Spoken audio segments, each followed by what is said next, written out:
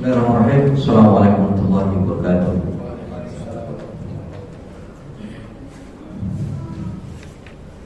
Alhamdulillah bi ni'matihi tatimmus shalihat. Wa asyhadu an la ilaha illallah wa asyhadu anna Muhammadan abduhu wa rasuluh. Ya ayyuhalladzina amanu taqullaha haqqa tuqatih wa la tamutunna illa wa antum muslimun. Ya ayyuhalladzina amanu taqullaha wa qulu qawlan sadida yuslih lakum a'malakum wa yaghfir lakum dhunubakum. Wa may yuti'illaha wa rasulahu faqad faza fawzan 'azima. Amma ba'du fa inna asdaqal hadits kitabullah wa khairal huda Muhammadin sallallahu alaihi wasallam wa syarral umuri muhdatsatuha wa kullu muhdatsatin bid'ah wa kullu bid'atin dhalalah wa kullu dhalalatin finnar wa na'udzu billahi minan nar. Ikhwani wa akhwati rahimani wa rahimakumullah. Alhamdulillah kita berjumpa kembali di kajian fiqh sirah Nabi sallallahu alaihi wasallam, memahami sirah Nabi sallallahu alaihi wasallam.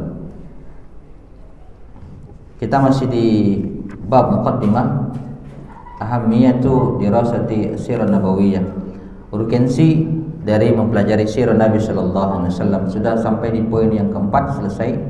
Kita masuk poin yang kelima. Poin yang kelima halaman 19. Nah, syukran. As-siratu ilmun wasi'un yadkhulu fihi. Sirah itu disiplin ilmu yang luas. Disiplin ilmu yang luas. Cakupannya sangat luas. Yadkhulu fihi, termasuk di dalamnya. Wa yandawi tahta liwa'ihi, dan mencakup, lingkupnya itu mencakup banyak sekali, yakni kulla al-ulum asy-syar'iyyah. Kulla al-ulum asy-syar'iyyah, semua ulum asy-syar'iyyah masuk di dalam pembahasan sirah Nabi sallallahu alaihi wasallam. Masuk dalam pembahasan sirah Nabi sallallahu alaihi wasallam.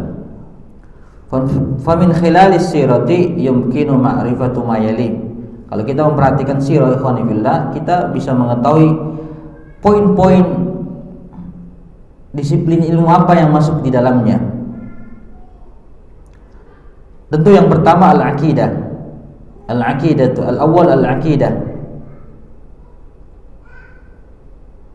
Tatajalla ahammiyatul aqidati wat tarkiz 'ala at-tauhid lidarsi siratin nabawiyyah sallallahu alaihi wasallam asy-syarifah. Tatajalla ahamiyatu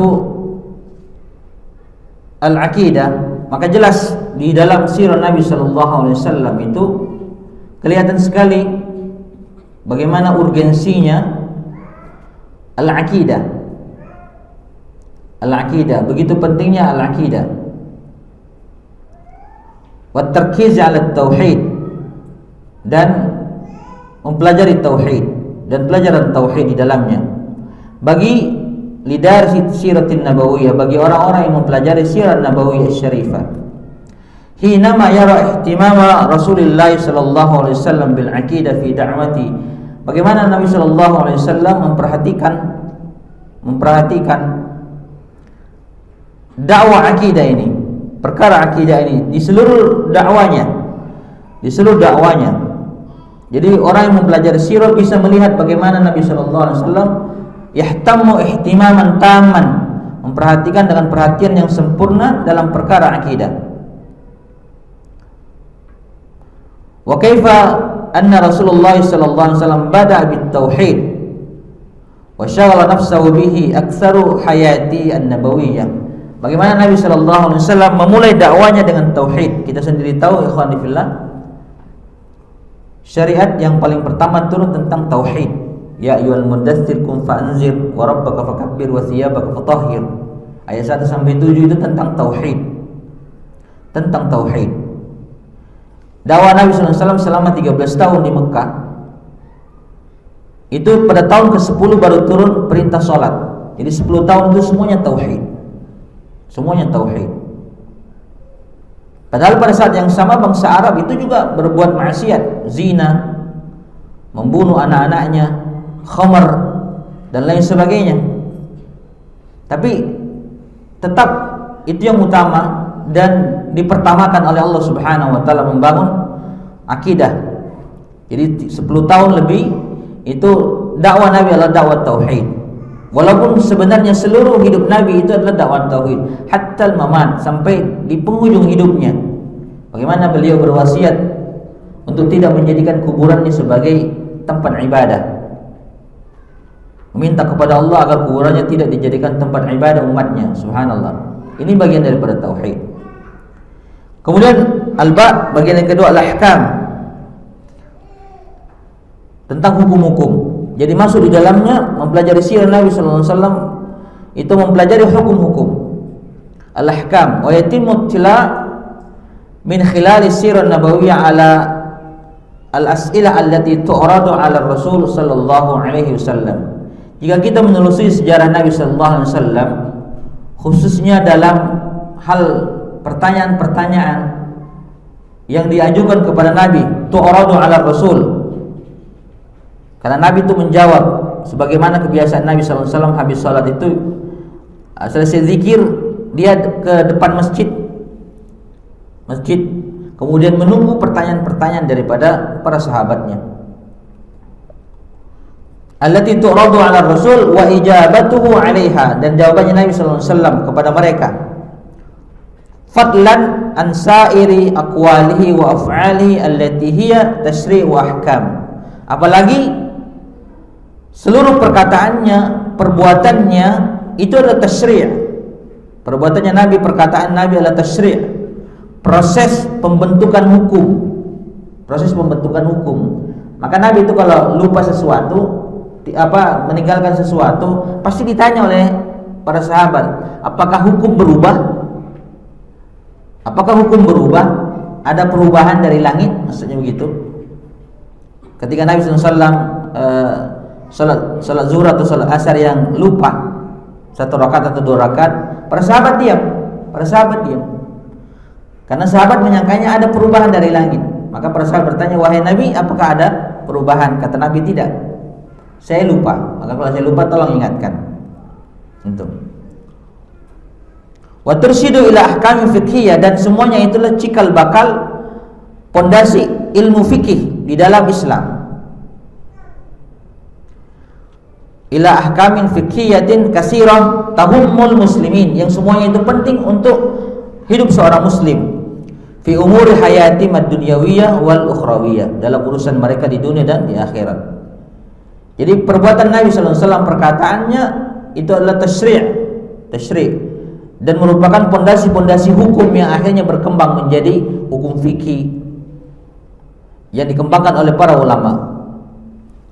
Baik. Atau kemudian yang bagian ketiga, yang bagian ta, al-akhlaq was suluk. Sirah Nabi sallallahu alaihi wasallam itu mencakup juga al-akhlaq was suluk. Akhlak Nabi sallallahu alaihi wasallam, adab Nabi sallallahu alaihi wasallam. Wa na'rifu hadzal janib al-muhim, dan kita mengetahui sisi ini yang penting. Al-janib al-muhim min khilal ittila'i ala ta'amuli Rasulillah sallallahu alaihi wasallam, dengan memperhatikan bagaimana Nabi sallallahu alaihi wasallam bergaul, muamalah di antara para sahabatnya. Ta'amul ala ta'amuli Rasul sallallahu alaihi wasallam ma'a sahabatihi, dengan para sahabatnya, wa zaujatihi, dengan istri-istrinya. Kita tahu Nabi sallallahu alaihi wasallam itu memiliki banyak istri. 11, sebagian mengatakan 11, sebagian mengatakan 9. Wa khadamihi, dan para pembantu-pembantunya. Nabi itu memiliki pembantu lebih 10. Kalau kita baca sirahnya. Wa ghairihim min afradil mujtama, dan juga terhadap pergaulan beliau dengan masyarakat yang luas. Datang kepada beliau itu para budak, datang kepada beliau itu orang-orang badui, pedalaman, datang kepada beliau bangsawan, datang kepada beliau kepala-kepala kabilah. Nabi semua bergaul dengan mereka. Baik, kemudian selanjutnya summa yali at-ta'u ad-da'watu ila Allah. Ad-da'watu ila Allah taala. Fa fi siratin nabawiyyah, dalam sirah Nabi sallallahu alaihi wasallam, al-mawaqif al-muhimmah, ada pelajaran yang penting fi mawdu'id da'wati wa uslubiha, dalam perkara dakwah dan cara-cara berdakwah wasabru alaiha, bersabar atasnya. Dalam berdakwah butuh kesabaran. Maka contohnya adalah Nabi sallallahu alaihi wasallam. Mimma la yumkinu lid-du'ati, yang tidak mungkin para dai itu ilallah, yang berdakwah kepada Allah Subhanahu wa taala, al-qiyamu bid-da'wat illa biha biduniha, kecuali para dai itu mencontoh bagaimana Nabi sallallahu alaihi wasallam berdakwah.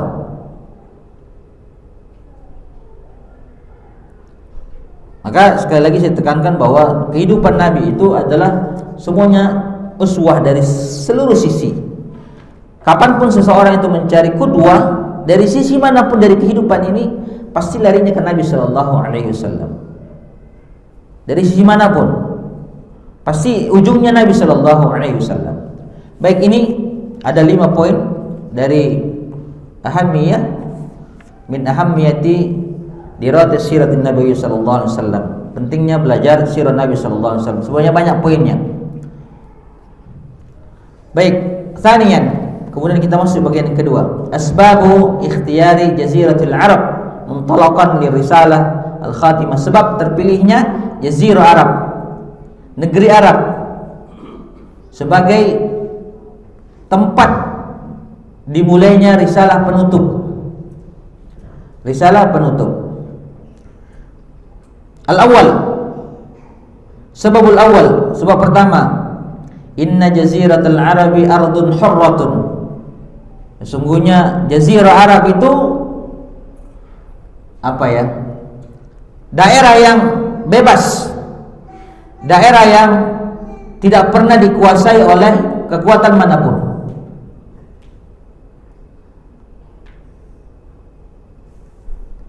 Hurra itu bebas, free. La sultana li ahadin 'alaiha. Tidak pernah ada kekuasaan yang menguasainya. Dari dulu. Bahkan mungkin sejak diciptakan tanah tersebut, tidak pernah. Dalam sejarah perjalanan manusia memang pernah itu ada beberapa serangan ke sana. Pertama kali dilakukan oleh Raja Tuba dari Yaman. Itu pada saat itu dia ingin menyerbu Madinah. Kemudian setelah itu dia mampir ke Mekah, yang pada akhirnya dia berislam. Maka disebutkan dalam Al-Quran surah Az-Zumar, wa qaumu Tubba, yang akhirnya raja tersebut disingkirkan oleh rakyatnya. Tapi ketika dia melihat kemuliaan Ka'bah, akhirnya dia tidak jadi menyerangnya. Kemudian setelah itu datang Abraha dari Yaman juga ingin menyerang Ka'bah. Dan kita tahu bagaimana ujung hidupnya. Mereka dihancurkan oleh burung ababil. Subhanallah. Jadi ini negeri Hijaz ini, Mekah dan Madinah tidak pernah dikuasai oleh siapapun. Tidak pernah berkuasa, bercokol di sana kekuatan politik. Jadi ini benar-benar bumi yang merdeka. Di sebelum biasa itu, sebelum diutus, ada namanya Utsman Al-Huwairits menjadi utusannya Raja Roma untuk menjadi gubernur di sana. Utsman Al-Huwairits ini adalah salah satu di antara orang-orang yang hunafa, yang lurus, bersahabat dengan Waraqah bin Naufal, yang Waraqah bin Naufal akhirnya berakidah Nasara, yang lurus sebelum dia berislam. Kemudian adalah Ubaidillah yang menjadi suaminya Ramlah Ummu Habibah, yang menjadi akhirnya diperistri oleh Nabi sallallahu alaihi wasallam. Kemudian ini Utsman Al-Huwairits, kemudian bapaknya Zaid bin Sa'id bin Amr bin Nufail radhiyallahu anhu. Dia diutus menjadi gubernur di sana, ditolak oleh bangsa Arab, ditolak oleh orang-orang Arab. Jadi memang tidak pernah menjadi maka la sultana li ahadin 'alaiha mimman yu'aduna din, dari bangsa-bangsa yang tidak suka agama, yaitu Romawi dan Persia. Min tilkal imraturiyat kekaisaran al-mu'asirah, kal Fars war Rum wa nahwihima.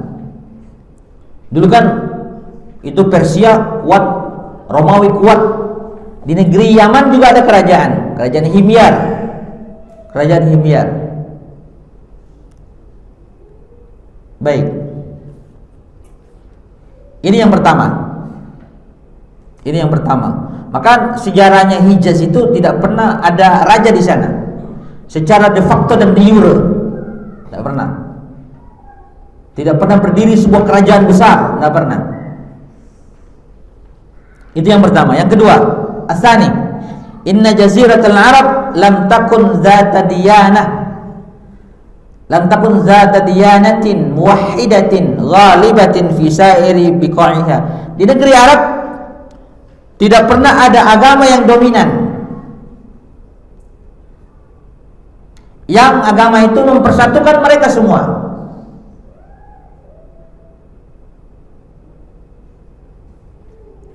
Faqad kanat al-wasaniyah muntasyirah.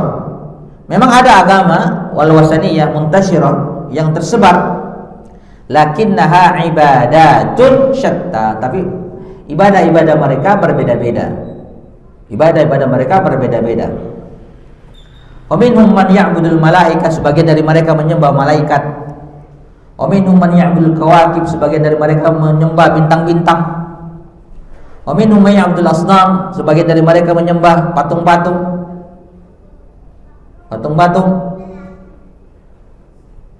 Wa humul aghlabiyah, dan inilah yang dominan. Wa ma dzalika fa hadhil asnam muta'addidah, tapi patung-patung mereka banyak. Sebagaimana kita ketahui itu ada 360 patung di haula Mekah, di haula Ka'bah saja itu 360. Karena sebenarnya peletakan patung-patung di Ka'bah itu dan di Mekah secara umum itu adalah ada unsur-unsur politiknya. Dan unsur ekonomi. Jadi orang-orang kabilah-kabilah yang meletakkan patung di sana itu boleh berdagang di daerah Ka'bah dan sekitarnya. Artinya itu adalah perwakilan mereka. Kalau kabilah yang tidak punya patung di sana nggak boleh berdagang di Mekah. Subhanallah. Wa rubbama kana likulli baladin sanam, bahkan setiap daerah itu ada patung-patungnya. Masyhur itu ikhwani fillah. Bagaimana Nabi SAW ketika itu dia merasa tidak tenang hidupnya karena masih ada patung-patung yang disembah. Akhirnya diutuslah beberapa sahabat untuk menghancurkan, termasuk Khalid bin Walid. Wa kana mu'taqidatuhum khalkhalah. Akidah mereka itu penuh kebobrokan, penuh kecerobohan. Fa fihim man kana yarfudu dzalika wa yatahaddatsu binaqdi. Sebagian dari mereka menolak keyakinan ini. Sebagian mereka menolak keyakinan ghairu ma'qul. Sebagaimana salah satu ahlu al-Hanif yaitu Qus bin Iyad yang masih bertauhid, yang melihat perbuatan orang-orang Arab ghairu ma'qul, tidak masuk akal. Allah yang menurunkan hujan, menumbuhkan tumbuh-tumbuhan, dengan tumbuh-tumbuhan itu binatang memakannya, lalu binatang disembelih untuk patung-patung. Kata Qus al-Iyad, kalian ini bagaimana? Allah yang memberikan kalian rezeki, tapi ketika kalian menyembelih bukan untuk Allah Subhanahu wa taala, tapi untuk patung-patung kalian. Wa minhum man kana ala dinil Yahudi wan Nasara. Sebagian dari mereka ada yang beragama Yahudi dan Nasara, terutama Arab-Arab pinggiran. Karena masyarakat Arab itu secara khusus itu tidak menerima agama ini. Di Mekah itu secara khusus itu tidak menerima agama Yahudi dan Nasara. Subhanallah, mereka begitu. Maka sangat sedikit sekali. Paling-paling orang Arab pinggir-pinggiran saja. Di Yaman ada yang beragama Yahudi, beragama Nasara. Di Najran. Kemudian di Khaybar menerima Yahudi dan lain sebagainya. Tapi untuk khusus Mekah itu tidak. Sebagian kecil. Baik. Wakillatu mutamassikah, Dan sebagian dari mereka, sebagian kecil, bibaqaya minal hanifiyah al-ibrahimiyah alaihissalam. Sebagian kecil sekali di antara mereka itu beragama masih di atas agama Ibrahim yang lurus. Itu bisa dihitung jari. Bisa dihitung jari. Salah satunya Qus bin Iyad yang punya syair, ya ayyuhan nas isma'u wahai manusia dengarkan dan sadarlah, man mata fata, siapa yang hidup, man asya mata, siapa yang hidup pasti mati, man mata fata, yang mati pasti ditinggal. Kata Nabi SAW, kalau Qus bin Iyad mengucapkan ini dengan ikhlas, dengan ini Allah akan memasukkannya ke surga. Baik. Asanis, sumasalis. Kemudian yang ketiga, bil idhafati ila ma sabaqa fa innal awda'a al-ijtima'iyyah fil jaziratil arabiyyah laha qimatun wa makanatuha fi dhalikal waqt. Selain itu ikhwani fillah, kondisi kultur Arab itu, masyarakat Arab atau di jazirah Arab, kulturnya itu memiliki nilai, qimah dan kedudukan tersendiri dalam kehidupan mereka. Dalam kehidupan mereka.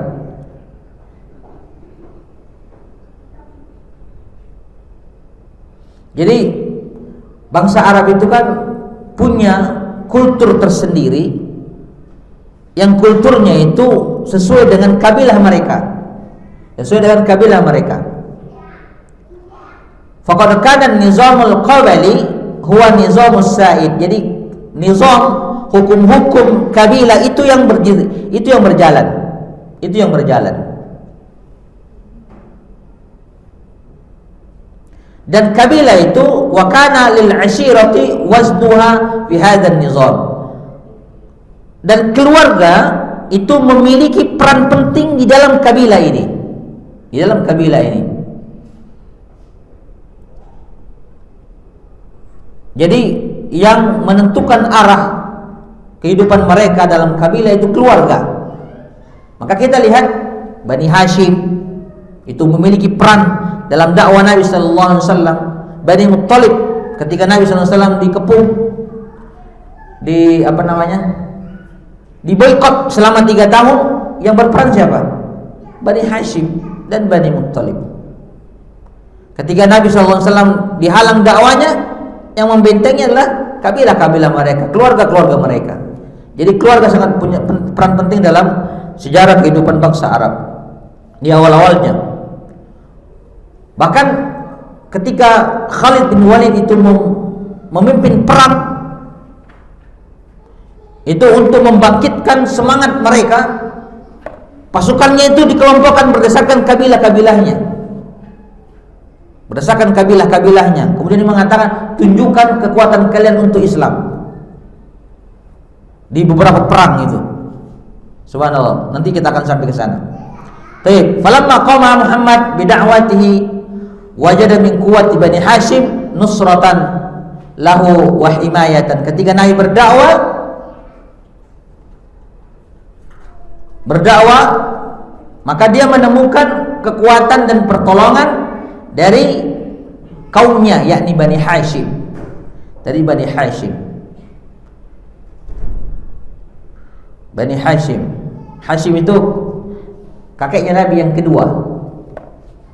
Level yang kedua. Yang pertama itu Abdul Muttalib, yang kedua Hashim. Hashim itu nama aslinya Amr. Beliau meninggal muda di usia 25 tahun. Beliaulah yang membuat perjanjian dengan kabilah-kabilah sepanjang jalan dari Mekah ke Yaman, dari Mekah ke Syria, juga mendatangi Raja Persia, mendatangi Raja Romawi, Raja Ghassan, mengadakan perjanjian agar kabilah-kabilah Arab yang mengadakan perdagangan ke timur dan ke utara itu aman.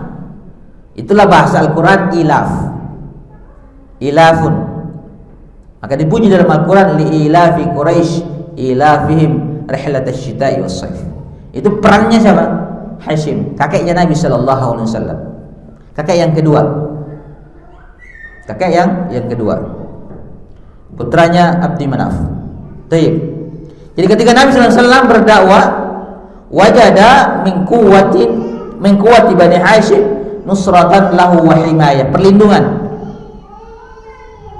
Yataqaddamu haula'i ammuhu. Nabi dibela oleh pamannya Abu Thalib. Pamannya Abu Thalib. Siapa nama istrinya Abu Thalib? Ada yang tahu? Abu Thalib. Abu Thalib nama istrinya Abdu Manaf. Abdu Manaf. Abu Thalib nama istrinya siapa? Abdu Manaf. Summa man nasarahu wa qafa ma'ahu yaumal hisari fi sya'bi. Juga ketika Nabi sallallahu alaihi wasallam diboikot, ditolong oleh mereka. Yaumal hisari fi sya'bi, ketika Nabi diboikot ya. Diboikot, tidak boleh ada pernikahan dengan Bani Muttalib dan Bani Hashim. Setiap mereka itu ingin membeli barang di pasar, dinaikkan harganya selangit, sehingga mereka tidak mampu membeli. Subhanallah. Sampai sebagian dari sahabat itu kelaparan. Bahkan Khadijah radhiyallahu anha sakit gara-gara ini. Dan dia sakit, setelah itu nggak sembuh lagi sampai meninggal dunia. Itu akibat pengepungan akibat pembekuan ini. Bal inna minad dakhilin fil Islam man istafada min hadhil usbah al-qabaliyah. Bahkan banyak dari antara mereka masuk dalam Islam disebabkan ada unsur ini, unsur kekeluargaannya, unsur al-asabiyah al-qabaliyah, ta'assub kabilah. Hadza as-salis, ini yang ketiga. Summa rabi, yang keempat, innal arab alladziina 'ashu fi jaziratil arab wa fi makkah khassa kanu ba'idina an madahiril madaniyah.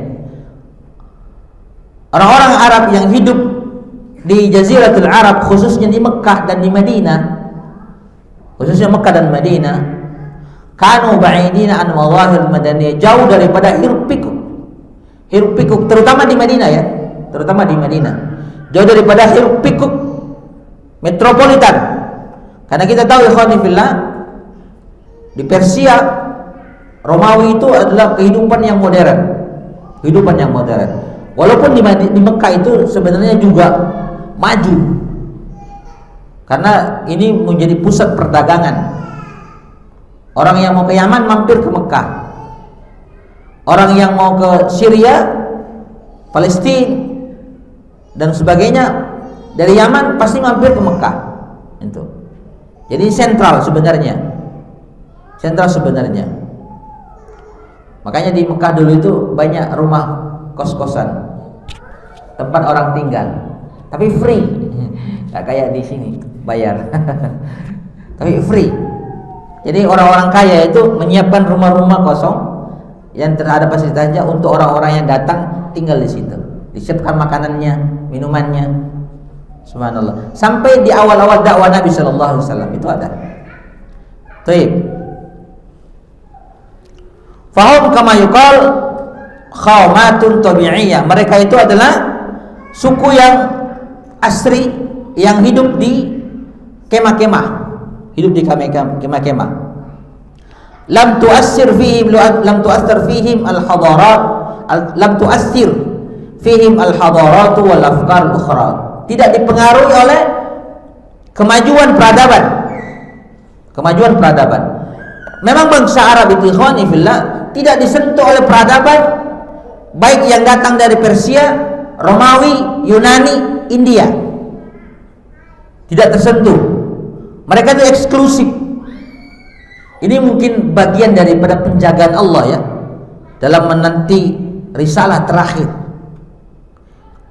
Bisa dibayangkan kalau seandainya orang-orang Arab itu terpengaruhi kehidupan Romawi, yang ada di sana adalah kolonialisme, pembunuhan dan lain sebagainya, atau terpengaruhi kehidupan peradaban di Persia yang di sana dibolehkan menikahi saudara perempuannya, menikahi ibunya dan lain sebagainya, atau terpengaruh dengan Yunani yang penuh dengan takhayul dan mitos, dewa-dewa dan lain sebagainya, atau terpengaruh dengan India yang penuh dengan Tuhan.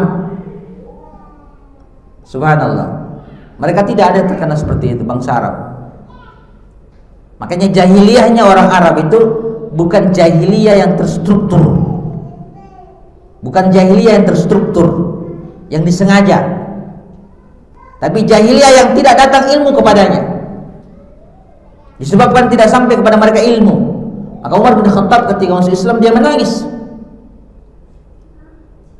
Kami dulu melakukan kebodohan-kebodohan ini karena memang tidak sampai kepada kami ilmu, tidak sampai kepada kami ilmu. Beda dengan Persia yang mereka memang terpuruk dalam kebobrokan, Romawi terpuruk dalam kebobrokan karena memang mereka didasari oleh adanya wahyu kepada mereka, ajaran Nabi Isa, Nabi Musa. Mereka punya harta yang banyak dan lain sebagainya. Taib. Yang kelima, al-khamis, inna jaziratal arabi taqa'u wasatul alam. Taqa'u wasatul alam mimma yashulu ittisalu hadhihi risalah bihim. Negeri Arab itu tepat berada di tengah-tengah alam ini. Kalau diukur utara, selatan, timur, barat, itu Mekah itu, Jazirah Arab ini, terutama Mekah itu berada di tengah-tengah, menjadi pusat. Mimma yaslu ittisalu hadhihi risalah bihim. Maka dengan ini memudahkan terhubungnya risalah ini kepada ke seluruh alam. Ittisalu hadhihi risalah bihim wa intisharuhum bainahum, tersebarnya risalah ini. Wa tarikhul Islam ba'da dzalika syahada ala faidatin bi zawhi ad-da'watil islamiyyah min hadhil mantiqah al-wusta. Dan kita menyaksikan, ikhwani fillah, sejarah menyaksikan bahwa menyebarnya Islam dari Mekah ke Madinah kemudian ke seluruh alam itu dimudahkan Allah Subhanahu wa taala. Dimudahkan oleh Allah Subhanahu wa taala. Maka yang Greenwich yang ada di Inggris itu sebenarnya itu penipuan sejarah. Yang mengatakan itu titik pusatnya dunia, titik nolnya dunia, sehingga menjadi standar penghitungan jam di Inggris ya. Itu sebenarnya faktanya di Mekah itu. Itu penipuan sejarah. Taib. Thumma as-sadis yang keenam. Tafuku al-lugha al-arabiyyah wa sa'at intishariha. Sebabnya juga adalah keunggulan bahasa Arab. Keunggulan bahasa Arab. Bahasa Arab itu memiliki keunggulan dan luasnya penyebaran. Fahiyal jaziratul arabiyyah itu kanat lahum lughatan wahidah. Seluruh negeri jazirah itu, jazirah Arab itu bahasanya cuma satu, yaitu bahasa Arab. Walaupun dialeknya berbeda-beda. Karena ada dialek utara, ada dialek selatan. Tapi intinya satu bahasa Arab. Wahiyal lughatul arabiyyah fi muqabil ta'addudul lughati fi amakin ukhra kal Hindi masalan allati fiha lughatun rasmiyyah. Berbeda dengan negara-negara yang lain, daerah-daerah yang lain yang banyak bahasa. Seperti di India banyak bahasa, di Indonesia aja banyak bahasa. Lebih 300 bahasa. Di Arab itu walaupun berbeda-beda tempatnya, cuma satu bahasa. Dan bahasa Arab itulah bahasa yang paling kaya di dunia. Bahasa yang paling kaya di dunia. Bahkan bahasa yang paling tua di dunia. Salah satunya itu bahasa Arab. Bahasa Arab itu punya 120 juta kosakata. 120 juta kosakata itu bahasa Arab. Bahasa Inggris saja hanya sekitar 12 juta kosakata. Jauh dibanding dengan bahasa Arab. Bahasa Arab itu 120 juta kosakata. Bahasa Inggris hanya berapa itu? 12 juta. Baik, hadza ya as-sadis. Ini yang ke-6. Summa sabiq. Inna Makkatal Mukarramah tatamayyazu bi kasratil wafidina 'alaiha min zuwaril bait Sesungguhnya Mekah salah satu karakteristiknya adalah banyaknya al-wafidin, banyak orang yang datang kepada Mekah. Karena di situ ada tempat ibadah, yaitu Ka'bah. Mereka berziarah min zuwaril al-bait wa hujjajihi, para haji-hajinya, wa ashabit tijarah, dan para pedagang-pedagang, wa muntadiyatil adabi wal syi'r. Juga di situ ada momen di mana para penyair, para ahli-ahli syair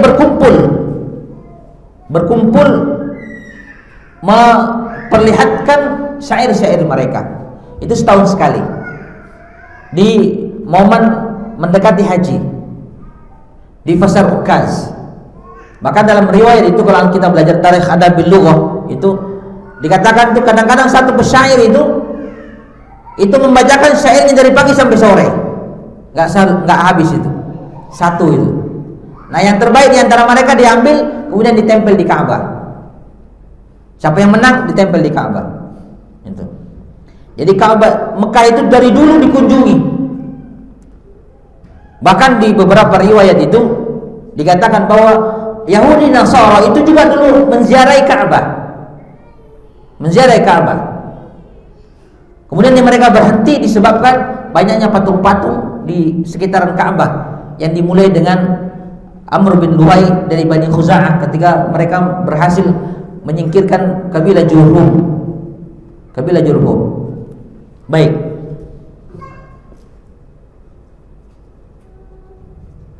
Wa hadha yashulu intiqalu risalati ila jaziratil arabi abral a'idina min Makkah. Dengan ini memudahkan risalah itu dibawa dari Mekah oleh orang-orang yang kembali dari Mekah, kembali ke negeri mereka, ila biladin kullu am, setiap tahun. Wa hal kana Islamul Ansar illa an tariqi musimul haji. Bukankah Islamnya para Ansar itu dimulai di musim haji, ya kan? Di musim haji. Wal kanat bai'atul aqabah illa fi musimul haji.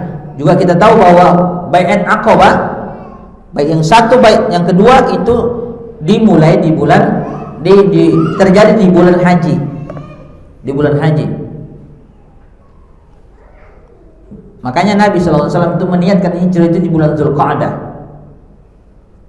Di bulan Zulqa'dah sudah berniat untuk hijrah, tapi belum diizinkan oleh Allah Subhanahu wa taala. Setelah terjadi bai'at pertama, bai'at kedua, semakin kuat keinginannya untuk hijrah ke Madinah. Terutama setelah bai'at kedua. Setelah para Ansar itu berjanji untuk menolong Nabi sallallahu alaihi wasallam sebagaimana mereka menolong keluarganya. Baik, as-samin, yang ke-8. Yaqulu Ibnu Khaldun fi muqaddimatih. Ibnu Khaldun berkata dalam kitabnya Muqaddimah. Ada di kitabnya Muqaddimah, itu kitab sosiologi masyhur. Wa sukkanuha, para penduduk Arab itu, negeri Arab, minal bashar a'dalu ajsaman wa alwanan wa akhlaqan wa adyanan, yaitu bangsa yang pertengahan. Bangsa yang pertengahan dari sisi fisik. Kalau bahasa Arabnya ar-ruba'. Maka dalam hadis itu Nabi itu jismuhu marbu'. Nabi itu tidak terlalu tinggi, tidak pendek. Itu Nabi sallallahu alaihi wasallam. Wa alwan, kulitnya juga. Wa akhlaq, dari kepribadiannya juga. Wa adyan, dari sisi agama. Hatta inna nubuwat fa innama tujadu fil aktsari fiha. Sehingga para nabi itu semuanya diutus dari negeri Arab, dari jazirah Arab. Walam naqif ala khabari bi'isati fil aqalimi al-janubiyah wal syamaliyah. Kita tidak pernah mendengar ada nabi yang diutus selain dari negeri Arab. Artinya jazirah Arab itu tidak ada yang datang dari nabi dari Romawi, bangsa selain bangsa bangsa Arab, dan bukan bangsa Arab, dari Jazirah Arab. Jazirah Arab. Baik. Tidak ada nabi yang muncul dari Indonesia, dari Yunani, dari India. Semuanya berkisar di negeri di Jazirah Arab. Baik. Wadzalika anna al-anbiya wa rasul innama yahtassu bihim akmalun nabi fi khalqihim wa akhlaq. Karena para nabi dan rasul itu adalah manusia-manusia yang sempurna dari sisi fisik, dan dari sisi akhlak. Itulah makna daripada kuntum khaira ummatin ukhrijat linnas. Kalian adalah manusia terbaik yang dikeluarkan untuk manusia. Dari sisi akhlak iya, dari sisi akidah iya, dari sisi fisik iya. Maka para sahabat itu, ikhwani fillah, ketika terjadi pembukaan Syam ditaklukkan di tangan Umar bin Khattab. Ketika para sahabat itu berduyun-duyun memasuki Palestina, para rahib-rahib itu sampai kaget-kaget. Ternyata pengabaran yang sampai kepada kami dari Hawariyin tentang ciri-ciri fisik para sahabat itu melebihi apa yang sampai kepada kami. Subhanallah, begitu. Maka kan dalam Al-Quran disebutkan masalahum fit Taurat wa masalahum fil Injil. Ciri-ciri para sahabat itu disebutkan dalam Taurat dan Injil. Ternyata kabar-kabar itu yang sampai kepada para ruhban, pada pendeta-pendeta itu kalah daripada apa yang dilihat secara faktanya ketika para sahabat memasuki Palestina yang dipimpin oleh Umar bin Khattab radhiyallahu anhu. Maka mereka adalah bangsa yang pertengahan. Baik. Intaha min asbabi ikhtiyar Jaziratul Arab. Selesai dari sebab-sebab terpilihnya negeri Jazirah Arab. Sebagai tambahan sebelum saya tutup, kalau bahasa modernnya itu, bangsa Arab itu adalah bahan baku yang secara simbolis itu tinggal dipoles, memiliki potensi yang kuat,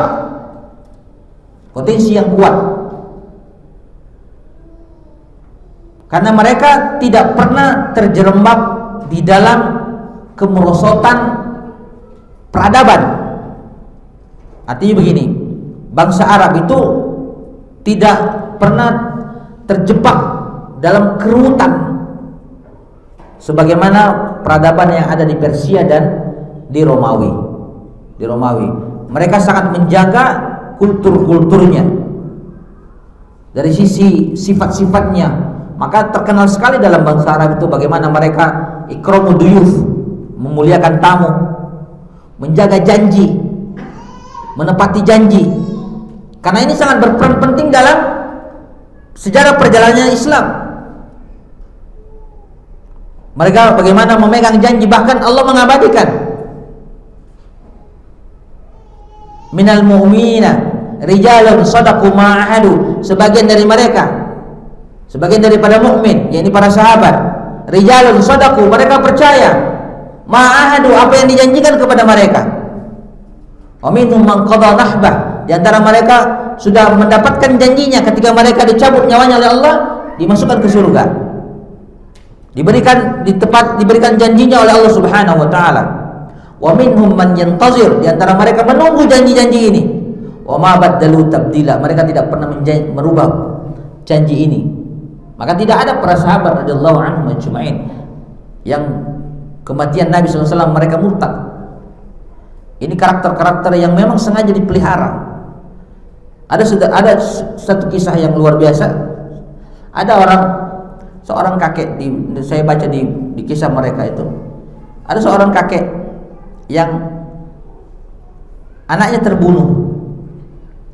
Kemudian ada seorang pemuda yang lari ke rumahnya minta perlindungan. Wahai kakek, saya minta perlindungan kepada anda. Moga anda berjanji melindungi saya. Kata kakek, iya saya lindungi anda.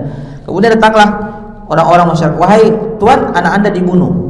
Siapa yang bunuhnya begini. Ternyata yang bunuh yang dia lindungi itu. Kata orang itu, silakan pergi. Akhirnya dia pergi, biarkan anak saya urus. Kemudian dia masuk dalam rumahnya, Anda yang membunuh anak saya? Iya. Kalau begitu saya tepati janji, Anda pergi. Ini mereka memegang janji. Subhanallah. Baik, mudah-mudahan bermanfaat apa yang kita bahas pada kali ini, dan kita akan sambung pekan depan insyaallah. Nah, tadi mika fatul majlis, subhanallah bihamdika, asyhadu an la ilaha illa anta astaghfiruka wa atubu ilaik. Assalamualaikum warahmatullahi wabarakatuh.